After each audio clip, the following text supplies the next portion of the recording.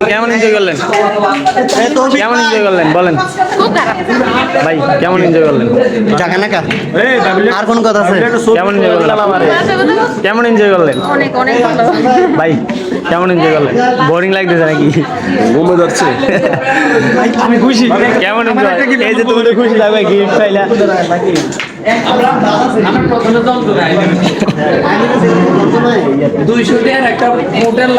আপু কেমন এনজয় করলেন প্রোগ্রাম? কেমন এনজয় করলেন আপু? আমাদের অনুভূতি ওই যে চলে গেছে। আপু কেমন এনজয় করলেন?